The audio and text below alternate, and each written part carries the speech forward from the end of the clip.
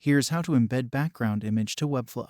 It's quite easy and simple to do, but make sure to watch the full video so you don't miss out on any important steps. First of all, open your Webflow dashboard. It will look like this. Here you can see your existing Webflow website. Next, you have to move the cursor on the website. Here you can see an option, Open Designer, just click on it.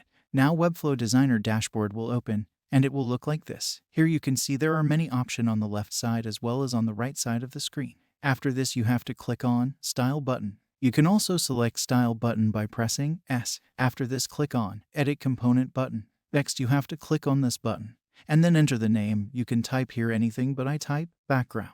After doing this, you have to scroll down and you will find here an option of background. Just click on it. Next drop-down menu will open. Now click on plus button. Next, you can see there are many options: image, size, position, and title. After this, you have to click on choose image button. So now if you want to upload new image here, now you can select from this upload button. But I have already uploaded my background here, so I select it from here. After this, you can see my background is updated.